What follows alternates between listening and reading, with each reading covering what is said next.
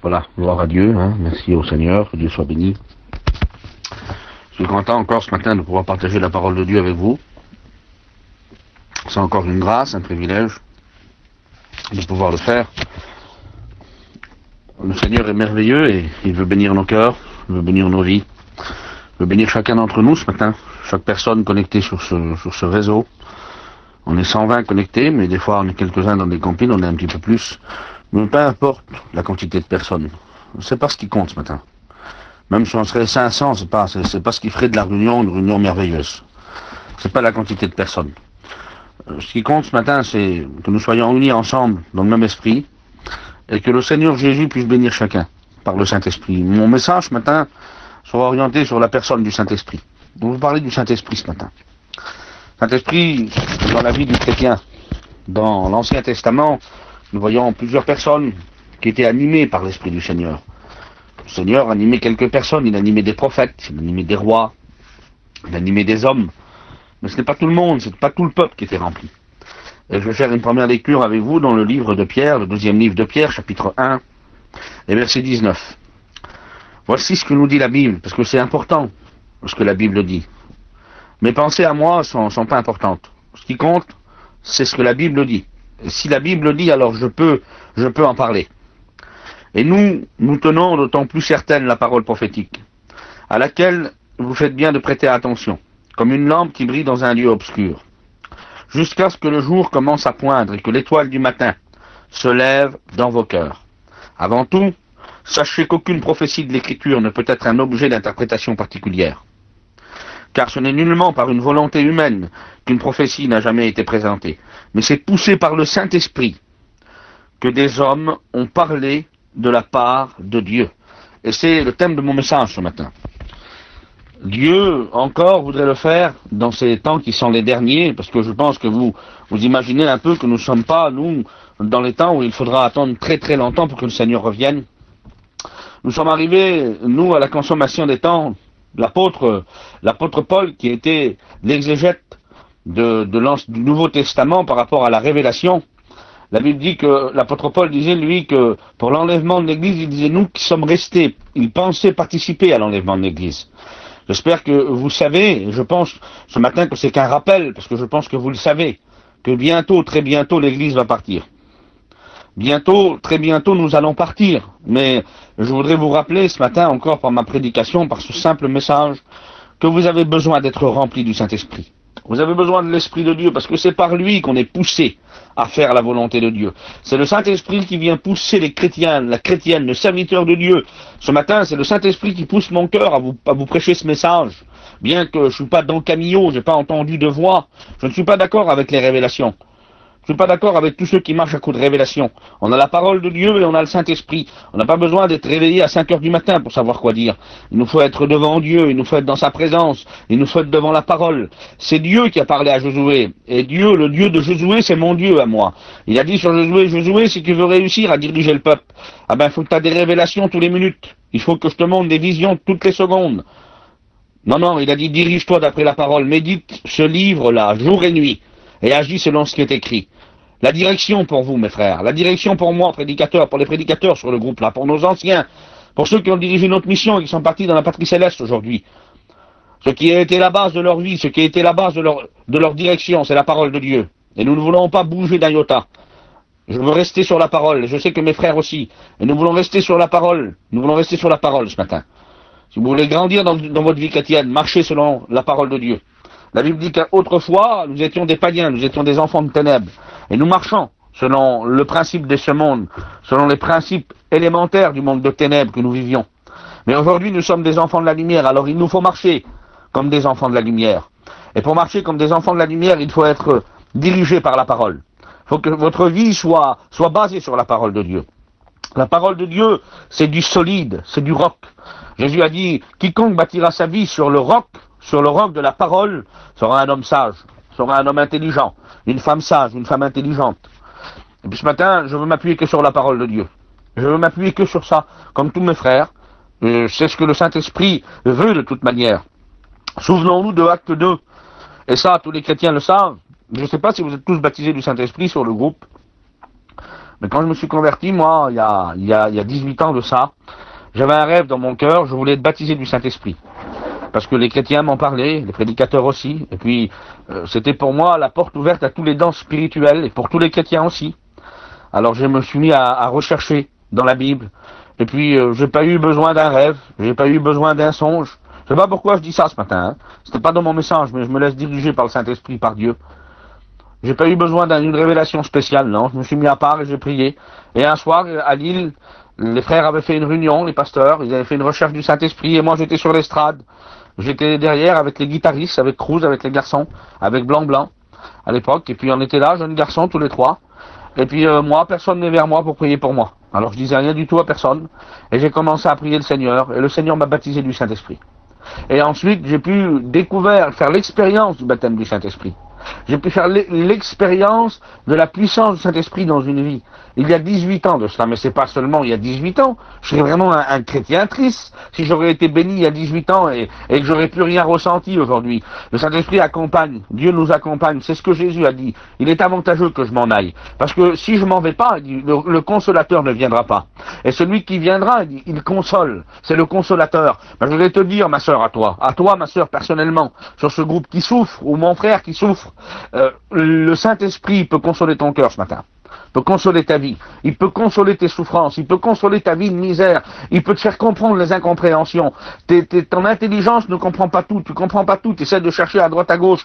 Ah ben Dieu te rappelle ce matin plutôt, laisse-toi bénir, laisse-toi envahir par ma présence, et tu comprends, vous savez, dans la présence de Dieu, il n'y a plus de questions, hein. On n'a plus besoin d'aller voir le pasteur ou l'ancien quand on est béni. On sait ce que Dieu veut, on sait ce que Dieu a mis dans nos cœurs, on connaît, la Bible dit que Paul disait ces mots, nous tenons la pensée du Seigneur. Et je voudrais vous dire sans prétention ce matin, qu'avec la présence de Dieu, on sait où on va. Avec le Saint-Esprit, on n'est pas parti dans un chemin où on ne connaît pas l'arrivée. Non, non. Dieu nous dirige toujours dans la bénédiction. Dieu nous ouvre des portes qui nous amènent dans la bénédiction. C'est ce que la Bible dit d'ailleurs dans Jérémie. Il dit, je connais les projets que j'ai formés pour vous. Ce sont des projets d'avenir et ce sont des projets d'espérance. Une avenir, une espérance en Dieu. Pas seulement sur la terre, une avenir et une espérance. Dans le bien matériel ou dans la réussite commerciale. Que Dieu vous bénisse, que Dieu vous aide à réussir et que Dieu soit béni si vous arrivez. Mais le principal, c'est d'avoir une vie chrétienne bénie. C'est d'avoir un sens à notre vie chrétienne. C'est d'avoir une vie chrétienne dirigée par le Saint-Esprit. Et la Bible dit que c'est poussé par le Saint-Esprit que des hommes ont parlé de la part de Dieu. Ce n'est pas une machination humaine. Ce n'est pas un coup de sentimentaliste. Ce n'est pas parce qu'ils étaient animés d'une ambiance. C'est pas parce qu'ils chantaient des cantiques. C'est pas parce que vous allez écouter des cantiques toute la journée ou que vous allez essayer de faire une voix sentimentale que le Saint-Esprit va vous animer. C'est pas ça, non, non. Le Saint-Esprit vous anime quand vous serez vrai. Le Saint-Esprit vous animera quand vous serez honnête devant Dieu. Quand vous aurez un cœur vrai et pur. La Bible dit que Dieu, il siège dans les cieux. Il est au plus haut des plus hauts, il n'y a personne qui est plus haut que lui. La Bible dit qu'il habite une lumière inaccessible. Mais il est aussi avec l'homme qui a l'esprit contrit et le cœur humilié. La Bible dit que Dieu veut que nous ayons le cœur humilié. Souvenons-nous de Daniel, quand il a commencé à prier. Dans le livre de Daniel, la Bible dit qu'un ange est venu et puis il a dit, Daniel, depuis le jour où tu as prié et que tu as commencé à t'humilier, ta prière a été écoutée. Et c'est parce que tu as prié de cette manière que je viens aujourd'hui pour t'annoncer des choses qui vont arriver. Je voudrais vous dire que ta prière doit changer ce matin. Je voudrais te dire à toi, ta prière doit changer. Tu dois avoir une prière d'humilité. Tu dois être un homme humble, une femme humble. Tu dois arrêter d'être prétentieux devant Dieu, de te croire un chrétien super spirituel. Parce qu'aujourd'hui, malheureusement, on en voit plein des comme ça. On voit plein de super chrétiens, on en voit plein des super spirituels. Presque des ailes, on va leur donner, et une couronne pour qu'ils s'envolent. Seigneur, il faut redescendre sur terre, mes frères. Il faut redescendre sur terre, mes sœurs. Ne croyez pas que vous êtes meilleurs que les autres, si vous passez du temps sur un groupe, sur un canal, ou devant des cantiques. Non, non, le Saint-Esprit vous poussera jamais à vous croire meilleur que les autres. Le Saint-Esprit vous poussera à voir les autres plus grands que vous. Il vous poussera à dire, voyez, lui, là, je voudrais être comme lui, moi, je voudrais être comme elle. Ou si elle n'est pas terrible, il faut aller là-bas et puis prier pour elle. Voilà ce que c'est qu'un chrétien. Voilà ce que c'est qu'une vie dirigée par le Saint-Esprit. Et le Saint-Esprit, dans l'Ancien Testament, on va commencer dans l'Ancien Testament, il a animé des hommes. Il a animé des hommes tels que Betsalel, la Bible dit. Cet homme-là, il était en Égypte avec Moïse auparavant. Mais Moïse ne l'a pas trouvé dans une grande école. Moïse ne l'a pas trouvé dans une grande école d'architectes, de travailleurs ou d'artisans, non. La Bible dit que c'est Dieu qui l'a qualifié. Dieu dit ces mots comme ça.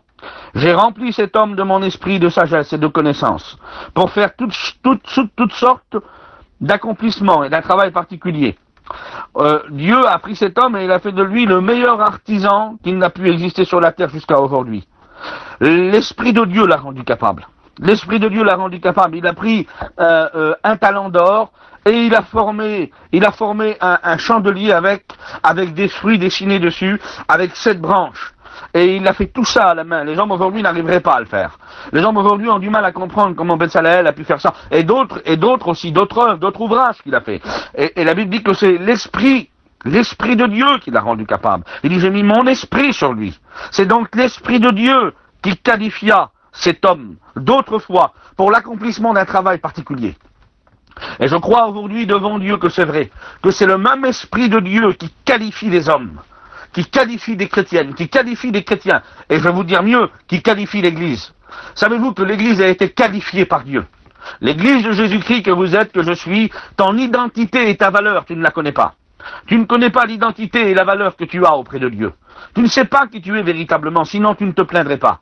Sinon tu arrêterais de te plaindre. Sinon tu arrêterais de murmurer. Le peuple du murmure dans le désert parce qu'ils ont murmuré. Ils ont tourné en rond. Ben, je voudrais vous dire, à vous qui murmurez, c'est peut-être dur ce matin, je vais pas vous faire dire amen sur le groupe là, mais je vous dirai la vérité en tout cas. Mais il y a une solution, je vais pas vous dire ça pour dire que vous êtes perdus, Il y en a plein qui murmurent, on les connaît les murmureurs, c'est ceux qui tournent en rond. On en a nous dans le Nord chez nous. Je sais pas vous ailleurs qui m'écoutez, qui sont pas spécialement de chez nous à Lille, moi j'en connais plein des murmureurs, c'est bien ceux-là qui tournent en rond. Ils tournent bien en rond ceux-là. Ils sont toujours en train de tourner en rond. Ils sont toujours en train de parler pareil. Ils sont jamais contents. C'est les mécontents, eux. Ils sont jamais d'accord. Vous savez pourquoi? Parce qu'ils n'ont pas d'huile. Parce qu'ils n'ont pas l'onction sur eux. Ils n'ont pas de Saint-Esprit. Ils n'ont pas le Saint-Esprit dans la vie. Ils vivent pas une vie d'Esprit de Dieu. Ils sont pas plongés dans les torrents d'huile. Ce matin, je vous invite, et devant Dieu, Dieu le sait que c'est vrai, à réaliser qui vous êtes. Vous avez une identité particulière, l'Église. Dans l'Ancien Testament, Dieu s'était choisi un peuple. Dans l'Ancien Testament, Dieu s'était choisi des hommes. Dans l'Ancien Testament, Dieu avait élu des hommes pour qu'ils soient des rois. C'était la tribu de Juda, telle que David et bien d'autres encore, j'en passe. Il avait choisi aussi la tribu de Lévi pour le service. Et au milieu de ces hommes-là, il avait choisi un homme qu'on appelait le souverain sacrificateur. Ce souverain sacrificateur avait une huile d'onction particulière sur lui. Il était oint, le roi était oint, et les prophètes aussi étaient oints. Il y avait 3 hommes, il y avait trois catégories de personnes. Et Dieu était au milieu de ces hommes. Dieu parlait par les prophètes, il parlait par les rois. David fut un prophète aussi. Il a écrit des prophéties telles que le psaume 23, où il parle des souffrances du Christ. Le psaume 22, où il parle des souffrances du Christ, il parle d'un homme qui souffre énormément, d'un homme à qui on perce les mains et les pieds, 1000 ans avant que Christ paraît. David était aussi un homme qui prophétisait. Et Dieu parlait par ces hommes-là. Moïse était le prophète par excellence. Il n'y en a pas eu un plus grand que Moïse sur la terre. Un homme qui a parlé avec Dieu face à face. C'est le plus grand. Le plus grand des hommes, à part Jésus, bien sûr, il n'y a pas plus grand, c'est Moïse. Et Moïse aussi fut instruit par Dieu, il a été instruit dans toute la sagesse des Égyptiens, c'est sûr. Il a reçu une instruction humaine énorme, Moïse. C'est énorme l'instruction qu'il a eue, Moïse. Mais il a été à l'école de Dieu pendant 40 ans. Et cette école-là, je reviens à ce que je disais tout à l'heure, c'était l'école de l'humilité. Il n'y a pas une plus grande école pour le serviteur de Dieu que l'humilité. Il n'y a pas une plus grande école pour la chrétienne, pour le chrétien que l'humilité. Je vous invite ce matin à vous revêtir d'entrailles de miséricorde. C'est ce que la Bible dit dans Michée 6 au verset 8. Il dit, on t'a fait connaître, ô homme, ce que l'Éternel demande de toi. C'est que tu marches humblement avec ton Dieu, que tu pratiques la miséricorde. Et que tu marches avec ton Dieu. Écoutez ce matin. Aimez votre Dieu de tout votre cœur, de toute votre âme, de toute votre pensée. Mais aussi aimez vos frères. Aimez vos frères aussi. Vous devez aimer vos frères. Si vous aimez Dieu, vous devez aimer aussi vos semblables. Vous ne pouvez pas aimer Dieu si vous détestez celui que vous regardez en face de vous. C'est une drôle d'expression que j'ai ce matin dans mon message. Je reconnais que mon message ce matin, il n'est pas trop flatteur. Et de toute manière, jamais je flatterai dans mes messages. Jamais je me permettrai à mon intelligence ou à ma conscience d'homme, parce qu'on a des consciences de serviteurs de Dieu. Et je voudrais dire comme Paul ce matin, qu'on nous regarde comme des serviteurs de Dieu. Que notre conscience soit pure devant Dieu. Nous devons dire la vérité. Et la vérité aujourd'hui est que l'Église doit savoir qui elle est. Dans l'Ancien Testament, Dieu avait choisi des hommes, je me répète, le roi, le prophète, le souverain sacrificateur. Dieu parlait par cet homme, Dieu parlait par ces hommes. Mais un jour, la Bible dit, Dieu va choisir une nation, Israël. Il va parler au travers d'elle, le peuple de la Bible, le peuple de la révélation, le peuple des prophètes, le peuple de l'écriture, le peuple des hommes de Dieu. Il faut le dire, Israël, c'est le peuple de la Bible. Il n'y a pas un peuple aussi grand, il n'y a pas un peuple aussi merveilleux. Écoutez, 2000 ans après, Dieu leur a redonné leur identité, il leur a redonné le pays, il leur a redonné leurs frontières. Aujourd'hui, ils sont dans leur pays. Et la Bible dit qu'ils ne seront plus jamais arrachés du pays, même s'ils auront des problèmes à l'avenir, parce qu'à l'avenir, Israël va avoir beaucoup de problèmes. Elle aura beaucoup de problèmes, mais c'est pas le thème de mon message maintenant. Je voudrais rester sur le cap de mon message. Mais un jour, la Bible dit que Dieu va choisir des nations, et plus une nation. Dans Acte 2, la Bible dit que l'Église va naître. Et ce qui va être la naissance de l'Église, ce qui va faire que l'Église va naître, ce qui va faire que l'Église va devenir vivante, ce qui va faire que l'Église va être celle qui va aller par tout le monde. Comme Jésus l'avait dit, aller par tout le monde, prêcher la bonne nouvelle à toute la création, c'est le baptême de feu, le baptême du Saint-Esprit. Et c'est ce que Jean-Baptiste avait dit, il ne s'était pas trompé. Quand il avait vu Jésus, il dit, lui, moi je vous baptise d'eau, mais celui qui vient après moi, il vous baptisera du Saint-Esprit et de feu. Et je voudrais vous dire, et Dieu le sait que c'est vrai, qu'une église qui n'est pas remplie du feu, du Saint-Esprit, hier j'ai prêché sur le feu, et le Saint-Esprit, c'est le symbole du feu. Je voudrais vous dire devant Dieu que c'est vrai ce matin, c'est vrai pour moi, c'est vrai pour vous, c'est vrai pour tout le monde, pour nos anciens, pour ceux qui ont 50 ans de ministère même, pour les vieux prédicateurs. C'est vrai pour eux comme pour nous les jeunes. Et pour toi aussi, chrétien et chrétienne, c'est vrai ce matin. Tu dois être dirigé par le Saint-Esprit. Dieu s'est révélé dans l'Ancien Testament à des personnes, il s'est révélé à des peuples, il s'est révélé à des personnes en particulier, il a rempli des hommes. Il a rempli des hommes dans la Bible. Il y a des exemples merveilleux. Les 70 anciens d'Israël, nombre 11-25. La Bible dit que l'Éternel descendit dans la nuée et leur parla et il prit l'esprit qui était sur lui, sur Moïse. Je disais que dans l'Ancien Testament, Dieu, il y a des exemples d'hommes. Il a pris les 70 anciens d'Israël, nombre 11-25. La vision de Balaam, nombre 24-2. Balaam leva les yeux et vit Israël camper selon ses tribus. Alors l'Esprit de Dieu fut sur lui. Othniel, le premier juge de la Bible, juge 3.10, l'Esprit de l'Éternel fut sur lui, et il devint juge sur Israël, et il partit pour la guerre. L'Éternel livra entre ses mains Cushan, Rishtaïm, roi de Mésopotamie, et sa main fut puissante contre tous les rois. Et je voudrais vous dire devant Dieu que c'est vrai. Notre puissance, c'est le Saint-Esprit. Notre puissance, c'est l'onction. Gédéon, il fut revêtu de l'Esprit de l'Éternel, il sonna du corps, et il fut vainqueur. Gédéon, juge 6.34. Samson, juge 14. 6. L'Esprit de l'Éternel s'empara de son sang. L'Esprit de Dieu s'est emparé de lui. S'est emparé de ces hommes. Ce sont des héros, ça. C'est des héros, ces hommes-là. Saül, le roi qui, bien des années après, fut un roi charnel. Au commencement, il était merveilleux. Il arriva à Gibéa, et voici une troupe de prophètes vint à sa rencontre. L'Esprit de Dieu s'empara de lui, et il prophétisa au milieu d'eux. 1 Samuel 10.10. David, le grand David, l'homme le plus aimé, je pense, de tous les prédicateurs, de tous ceux qui connaissent la Bible, de tous les lecteurs de la Bible. J'en connais pas un qui n'aime pas David. J'en connais pas un qui n'aime pas le roi David. Le grand roi David, le héros que Dieu a trouvé dans les champs de Bethléem. Ah, il l'a pas trouvé avec une armure, il l'a pas trouvé avec la plus belle des épées, il l'a pas trouvé derrière une grande armée, il l'a trouvé derrière des brebis. Il a trouvé un homme qui chantait des cantiques, un homme qui adorait le Seigneur, un homme qui avait un cœur pour Dieu. Dieu l'a dit de toute manière à Samuel, il dit, j'ai trouvé un homme selon mon cœur. Un homme que je désire, un homme qui fera ma volonté, qui ne sera pas parfait parce qu'il n'a pas été parfait, mais il sera un homme de Dieu. Et David fut l'homme par excellence. Et la Bible dit dans 1 Samuel 16.13, la Bible dit que Samuel prit la corne d'huile, à peu près 7 litres, au milieu de ses frères et devant tout le monde. Et l'Esprit de l'Éternel s'empara de David. Je voudrais ce matin que l'Esprit de Dieu s'empare de vos vies. Je voudrais ce matin, et Dieu le sait, que l'Esprit du Seigneur s'empare de mon ministère encore plus, s'empare de mon foyer, s'empare de ma fille, s'empare de ceux qui nous entourent, de ma famille, de mon frère qui est loin de Dieu. Je voudrais que l'Esprit de Dieu s'empare ce matin, parce que je veux que l'Esprit de Dieu triomphe. Et la version originale pour David, là, j'ai une Bible, moi, c'est David Ashtern, c'est une Bible traduite de l'hébreu au français. Elle dit que l'Esprit de l'Éternel triompha sur David. Et ce matin, l'Esprit de Dieu a besoin de triompher sur ta vie. Elle a besoin de triompher sur ton caractère. Elle a besoin de triompher sur tes principes élémentaires de la vie. Que tu sois un manouche, un rome, un gadou, un catalan, un espagnol, ce que tu veux. Il n'y a ni juif ni grec quand on est des chrétiens. Quand on est des chrétiens, on est une nouvelle créature et il n'y a plus de choses comme ça à dire. Parce que ceux qui parlent comme ça empêchent le Saint-Esprit de triompher sur leur vie. Parce que si vous n'êtes pas entièrement mort à la vie passée et à vos principes élémentaires, le Saint-Esprit ne peut pas triompher sur vous. C'est normal qu'il y a des luttes et des combats, c'est normal qu'il y a des soucis, mais on ne peut pas toujours tomber dans les mêmes pièges, on ne peut pas toujours tomber dans la même misère, parce que sinon après il y a un souci, et ce souci-là, Jésus l'avait vu à l'époque, il y a 2000 ans, chez les pharisiens, il a dit vous annulez la parole de Dieu pour faire place à vos traditions, laissez tomber les traditions. Laissez tomber les choses traditionnelles, mais concentrez-vous sur ce que Dieu veut vous donner, sur le spirituel, sur les choses qui sont spirituelles. Et je voudrais vous rappeler ce matin que l'Esprit de Dieu a besoin de s'emparer de vous.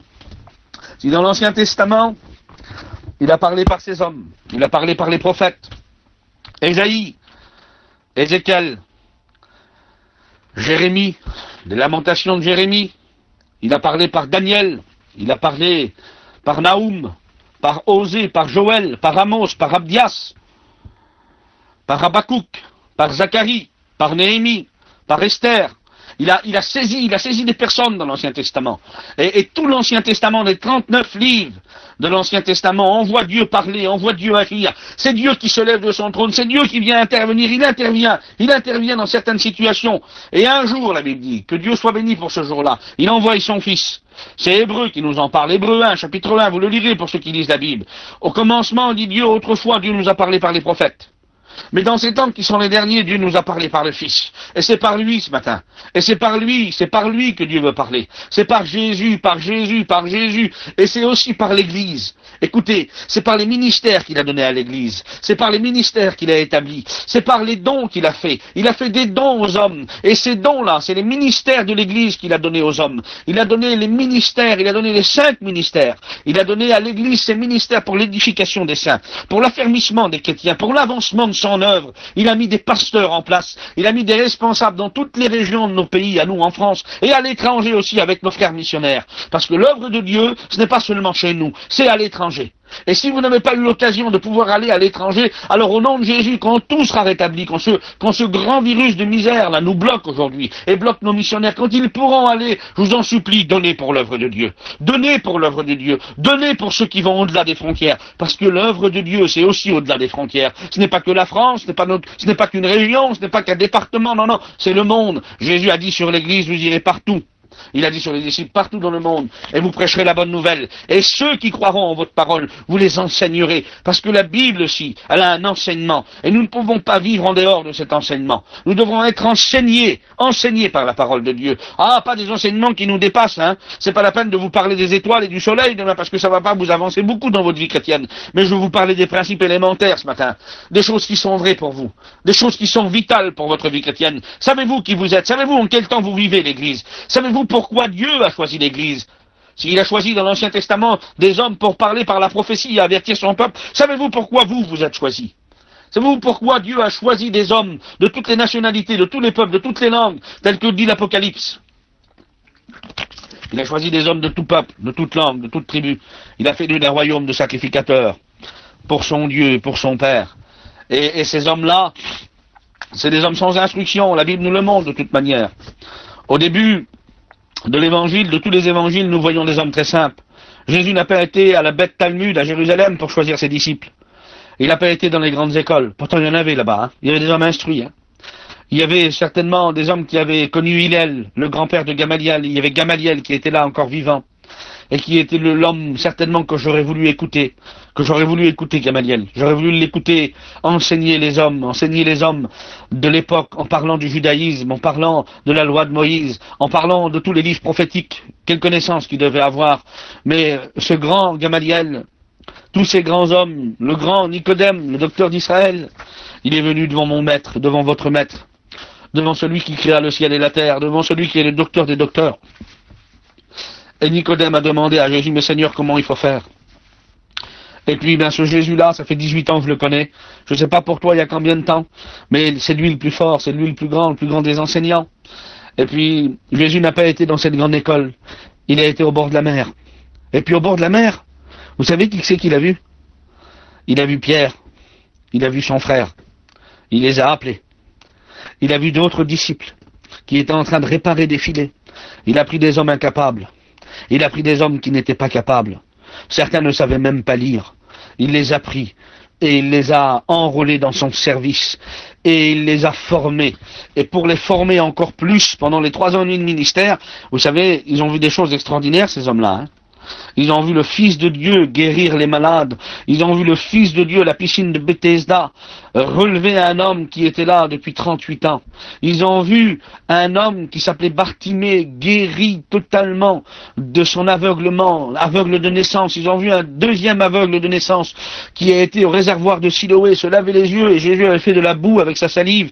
Une drôle de manière de faire les choses. Et cet homme était rempli de foi, cet aveugle, parce qu'en marchant, il était toujours aveugle. En mettant ses pieds dans l'eau, il était toujours aveugle. En prenant l'eau dans ses mains, il était toujours aveugle. Il fallait que l'eau touche son visage. Et jusqu'à là, il a cru que la parole de Jésus allait s'accomplir. Et puis Jésus a pris ces hommes et les a amenés devant le tombeau de Lazare. Il a ressuscité Lazare devant eux. Il a ressuscité la fille de Jairus. Il a nourri 5000 hommes, sans compter les femmes et les enfants, devant eux. Il a marché sur les eaux devant eux. Et Pierre l'a rejoint et il a fait marcher Pierre sur les eaux. Il a délivré l'homme de Gadara, possédé par 6000 démons, simplement par le pouvoir de sa parole.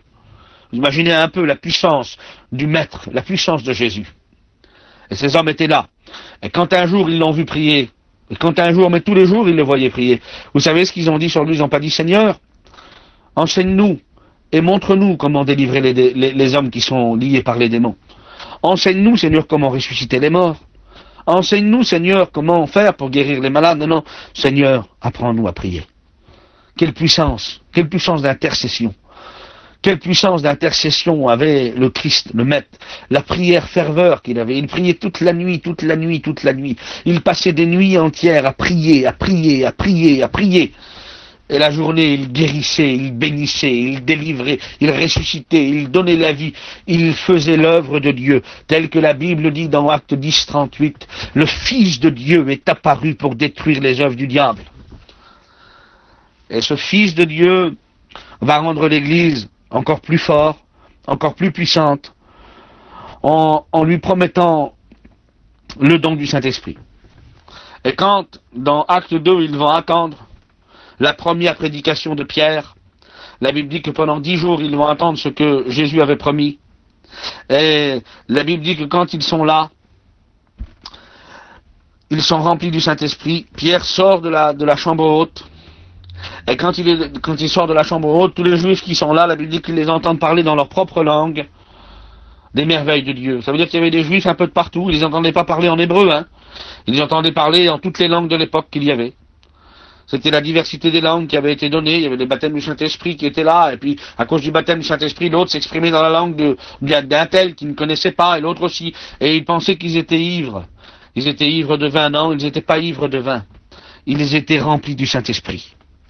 Et je voudrais vous rappeler ce matin que la force de l'Église, c'est l'onction de Dieu. La force de l'Église, c'est le Saint-Esprit. Et puis, de toute manière, c'est ce qu'il est dit dans l'Apocalypse. Je ne vais pas prêcher plus longtemps ce matin. J'en ai assez dit. J'aurais des choses à dire, pourtant, Dieu le sait. Mais dans le livre de l'Apocalypse, la Bible dit que l'esprit et l'épouse sont unis ensemble. Il n'y a pas d'enlèvement si on n'est pas loin. Il n'y a pas d'enlèvement si on n'est pas loin. Il n'y a pas d'enlèvement si on n'est pas loin. Il n'y a pas d'enlèvement si on n'est pas rempli. Il n'y a pas d'enlèvement si les lampes ne sont pas allumées. Souvenons-nous des 5 sages et des 5 folles. L'huile était là et ils n'ont pas pris la nécessité d'huile qu'il fallait, la quantité exacte. Et ils ont resté à la porte. Je prie Dieu ce matin que personne d'entre vous ne reste à la porte. Parce que bientôt, le son de la trompette va sonner. Et cette trompette-là, c'est pas la trompette de l'Apocalypse, c'est pas les 6 trompettes de l'Apocalypse, c'est au son de la trompette de Dieu, nous. Il faut vous le rappeler. Je sais que c'est un temps de trouble pour beaucoup sont troublés, beaucoup de chrétiens. J'ai beaucoup de coups de téléphone. Je le dis devant Dieu que c'est vrai. Et on me demande beaucoup de questions, mais je voudrais vous rassurer aujourd'hui. L'Église ne passe pas dans la grande tribulation.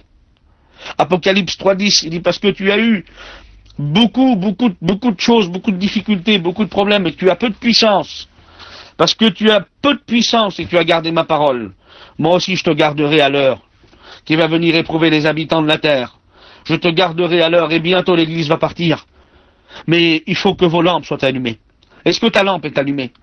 Est-ce que ton cœur Est-ce que ton cœur est allumé? Est-ce qu'il y a de l'onction sur ta vie? Est-ce que l'Esprit de Dieu triomphe sur toi? Est-ce que ta langue ne te fait pas beaucoup de mal? Est-ce que tu parles pas de trop? Est-ce que ton caractère n'est pas trop en avant? Est-ce que tes principes de ta vie, de tout ce que tu veux, de ta tradition, de ta race, excusez-moi de parler comme ça, hein, de l'ethnie, je m'excuse pas, je dis la vérité. Les chrétiens qui vivent avec des traditions humaines ne peuvent pas avancer. Et encore moins des pasteurs. Et je ne pense pas qu'il y en a. Je bénis Dieu s'il y en a pas. Mais s'il y en a, malgré ce matin-là, ah ben, mon frère ou ma sœur, laisse tomber tes traditions. Si tu veux, je vais te dire quelque chose. Si tu veux réussir dans ta vie chrétienne, la meilleure des choses, c'est de respecter la parole et respecter Dieu. Il n'y a rien de plus beau pour un chrétien d'être un chrétien authentique, d'être un chrétien de la parole, d'être un chrétien qui veut avancer. Et quand Pierre va sortir, il va prêcher. 3000 âmes se sont données à Dieu. Ah, parce que Pierre, il prêchait comme un Dieu. Non, non, parce que Pierre était rempli du Saint-Esprit. Quelques chapitres plus loin, un seul chapitre, ils sont là devant un homme impotent. La Bible dit que c'est un homme qui est paralytique, le boiteux de naissance. Et la Bible dit que là, quand ils sont là devant lui, ils disent, on n'a rien nous à te donner. On n'a rien pourtant. Et c'est vrai, en plus, ils n'ont rien du tout, ils n'ont pas d'or et d'argent. Cet homme-là, il attendait une pièce, mais il dit, nous, ce qu'on a au nom de Jésus, on te donne, lève-toi et marche. Et la Bible dit que cet homme va se lever et il va marcher. Il va rentrer dans le temple avec eux, et il va louer le Seigneur en sautant et en chantant. Ben, je vais te dire, à toi, chrétien, chrétienne, serviteur de Dieu que je suis, nous sommes le temple du Saint-Esprit, l'Église est le temple de Dieu véritablement. Et puis, ce matin, je vais te rappeler que nous devons ramener des hommes avec nous. Nous devons ramener des personnes qui sont infirmes à cause du péché. Le péché a paralysé des dizaines et des centaines de personnes. Et nous sommes là, et la Bible dit que les chrétiens, l'Église, surtout les serviteurs de Dieu, on a reçu le ministère de la réconciliation. Ah, c'est pas pour les chrétiens, hein. C'est pas pour les chrétiennes, hein. Surtout pas pour les femmes, hein. Les femmes ne prêchent pas chez nous, vous avez bien compris. C'est pas pour abaisser la femme, au contraire. Le ministère est au masculin, et c'est l'homme que Dieu a choisi pour prêcher. La femme a son rôle dans l'Église.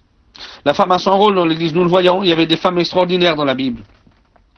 Et mes sœurs, je vous en supplie, je le dis à tous les sœurs du groupe là, la petite chrétienne qui est fatiguée, allez prier vers elle. Allez la chercher. Ne faites pas des clans. Ne faites pas toujours les mêmes. Appelez pas toujours les mêmes. Restez pas toujours avec les mêmes. Mangez pas toujours avec les mêmes. Buvez pas un petit café toujours avec les mêmes. Et puis faites attention à tout le monde. Il faut qu'on fasse attention à tout le monde. Je me le dis, moi, Aziz, il faut faire attention à tout le monde. C'est important. L'Église, c'est quelque chose d'extraordinaire. Et Dieu a misé sur vous. Il a misé sur moi. Et pour être fort et vivant pour Jésus, il faut être rempli du Saint-Esprit. Je vous le rappelle ce matin. Avec ce simple mot, Dieu le sait que j'ai mis tous mes notes de côté. J'avais commencé avec mes notes ce matin, avec un commencement, avec un milieu et une fin. J'ai mis mes notes de côté et puis j'ai à cœur de vous dire ça et puis on va prier le Seigneur. J'ai à cœur de vous dire ce petit mot que j'ai noté là, je le cherche. L'identité de l'Église, la valeur que vous avez. Dans l'Ancien Testament, Dieu s'était choisi un peuple. Mais aujourd'hui, Dieu a l'Église. Et l'Église entière, c'est le corps de Jésus. Vous êtes le corps de Jésus. Et le corps, mon corps à moi, il s'appelle mon corps à moi, le corps à Aziz. Et ma tête, c'est elle qui dirige mon corps. Et je voudrais vous dire que quand on est des chrétiens, on se dirige plus nous-mêmes. Hein.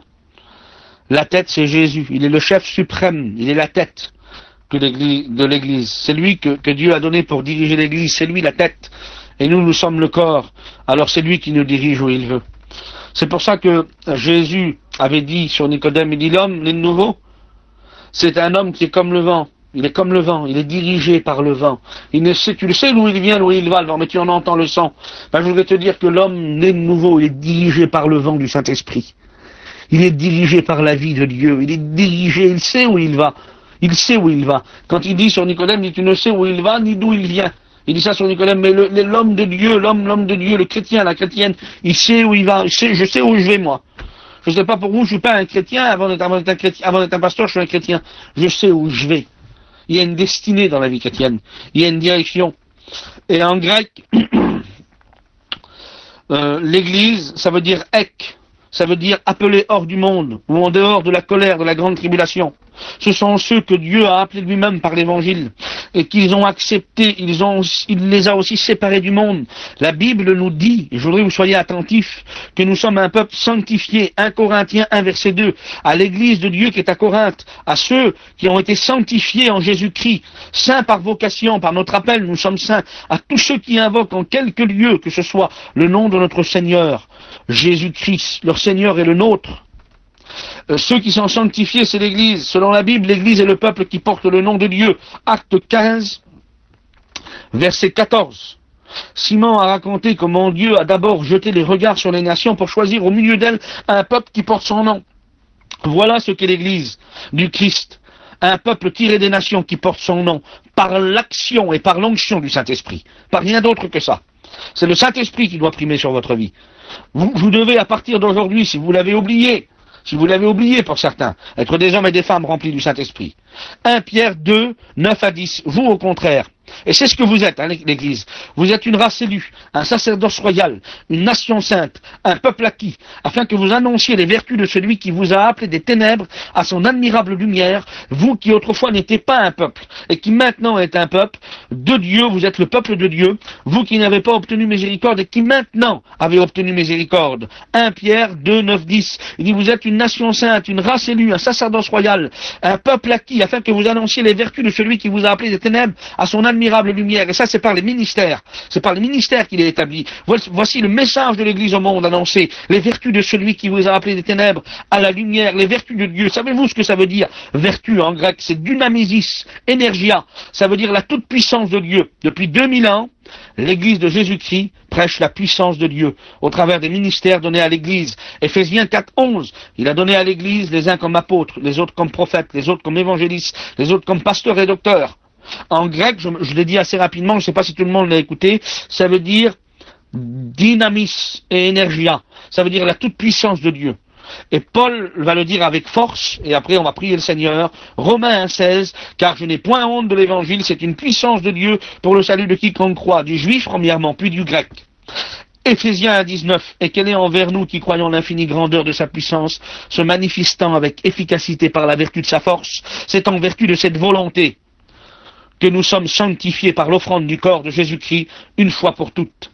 Jésus a sanctifié nos vies, il nous a rachetés une fois pour toutes. C'est une fois pour toutes, c'est une fois pour toutes que Dieu nous a sauvés. C'est une fois pour toutes qu'il a payé. C'est une fois pour toutes qu'il a été crucifié. Selon Éphésiens 2, 14 à 16, il est écrit ces mots, car il est notre paix, lui qui des deux n'en a fait qu'un, et qui a renversé le mur de la séparation, l'inimité, ayant anéanti par sa chair la loi et les ordonnances des prescriptions, afin de créer en lui-même, avec les deux, un seul homme nouveau. Et c'est ce que vous êtes, un homme nouveau. Un chrétien, c'est un homme nouveau. Une chrétienne, c'est une femme nouvelle. Et les réconcilier l'un à l'autre dans un seul corps, ça veut dire le corps du Christ, avec Dieu par la croix, en détruisant par elle l'inimité. Il est important de noter quelque chose pour ceux qui sont sur ce groupe et de le prendre dans votre cœur ce matin. De noter que dans la chambre haute, Pierre va prendre la parole. Pierre prêche et 3000 âmes sont touchées par le message non seulement de Pierre, mais surtout du Saint-Esprit. C'est les notes que j'ai marquées, ça. Alors je l'ai dit. Ne l'oublions pas. C'est le Saint-Esprit qui convainc les cœurs. C'est Jésus lui-même qui l'a dit. Jean 16, 7 à 11. Et je prie le Seigneur avec vous. Cependant, je vous dis la vérité. Il vous est avantageux que je m'en aille. Car si je ne m'en vais pas, le consolateur ne viendra pas vers vous. Mais si je m'en vais, je vous l'enverrai. Et quand il sera venu, il convaincra le monde en ce qui concerne le péché, la justice et le jugement. En ce qui concerne le péché parce qu'il ne croit pas en moi. La justice parce que je vais au Père et que vous ne me verrez plus, le jugement parce que le prince de ce monde est jugé. La puissance de notre message ne réside pas seulement sur une connaissance biblique ou théologique. Écoutez, j'aime la connaissance biblique, mais c'est pas seulement sur la connaissance biblique que notre message doit reposer ou théologique, mais le message doit être accompagné de la puissance du Saint-Esprit.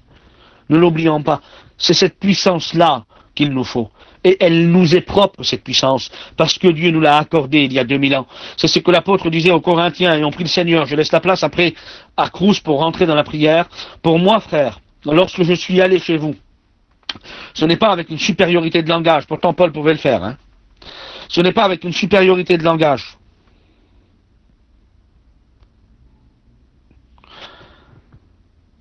Ou de sagesse que je suis allé vous annoncer le témoignage de Dieu, car je n'ai pas eu la pensée de savoir parmi vous autre chose que Jésus-Christ, et Jésus-Christ crucifié. Moi-même, j'étais auprès de vous dans un état de faiblesse, de crainte et de grand tremblement. Et ma parole et ma prédication ne reposaient pas sur des discours persuasifs de la sagesse, mais sur une démonstration d'esprit et de puissance. Voilà le message du véritable disciple, du véritable serviteur de Dieu, du véritable ministère, des ministères que Dieu a donnés à l'Église. C'est un message d'esprit et de démonstration de puissance du Saint-Esprit. Pas un message qui va étonner les cœurs, pas un message de connaissance théologique. C'est donné à tout le monde aujourd'hui. Vous prenez un dictionnaire et vous prenez un dictionnaire avec le matériel qu'on a aujourd'hui. Seigneur, vous donnez ça à un avocat, il va vous faire le plus grand message eschatologique et théologique que vous aurez écouté de votre vie, mais votre cœur ne sera pas changé. Mais il nous faut surtout ces messages-là, des messages avec une démonstration d'esprit et de puissance, afin que votre choix, écoutez bien, soit fondé non sur la sagesse des hommes, mais sur la puissance de Dieu. Et ce matin, je voudrais vous rappeler que la puissance de Dieu doit être votre socle, doit être la base de votre vie. La puissance de Dieu, la puissance du Saint-Esprit, la force de Dieu. La Bible dit dans Timothée 3,16 que toute écriture est inspirée de Dieu. Et nous n'avons rien d'autre ce matin. Oh, j'avais encore des notes, et je voulais vous parler sur l'enlèvement de l'Église ensuite. Mais je m'arrête là maintenant. Je pense que j'ai prêché assez longtemps, ça fait à peu près 45 minutes que je prêche. Et c'est pas à force de parole. Pas à force de parole que vous allez être bénis ce matin. Je crois que c'est surtout, si vous prenez la parole de Dieu, et si vous la mettez dans votre cœur, il nous faut accepter ce que Dieu dit. Il nous faut accepter. Je lis ce dernier verset, et on prie le Seigneur avec Rose. Acte 2, 42. Et ça, c'est pour vous, mes frères, c'est pour vous, mes sœurs. Il persévérait, et ça, c'est l'Église, dans l'enseignement des apôtres, premier point. Dans la communion fraternelle, deuxième point. Dans la fraction du pain, troisième point. Et dans les prières, 4 points. Vous avez, il y a 4 points qui nous sont donnés là, il y a tout un enseignement à donner derrière ça. Il y aurait peut-être plusieurs réunions à faire, s'il le faudrait. Et si on s'arrêterait sur chaque point, je pense qu'il y aurait plusieurs réunions à faire. Mais c'est 4 points essentiels pour la vie du chrétien, pour la vie de la chrétienne, du jeune chrétien, du prédicateur, de l'ancien. Persévérer dans l'enseignement des apôtres. Pas sortir de l'enseignement de la Bible. Marcher d'après les Écritures. Marche pas à coup de révélation. Avoir de la communion avec nos frères, deuxièmement. Troisièmement, la fraction du pain. Et quatrièmement, la prière. C'est ce que nous avons à faire. Voilà, je bénis Dieu ce matin de vous apporter ce message. Peut-être un peu dit, pas dans l'ordre. Je me suis laissé un petit peu diriger surtout, et c'est le principal. Il faut se laisser diriger par Dieu. J'espère que vous m'avez supporté un petit peu longtemps. Excusez-moi si j'ai prêché longtemps. Que Dieu vous bénisse à chacun. Exprimez vos cœurs devant Dieu et ne l'oubliez pas. Ne l'oubliez pas. C'est le Saint-Esprit qui rend l'homme et la femme et le ministère extraordinaire. Nous avons besoin du Saint-Esprit. Que Dieu vous bénisse.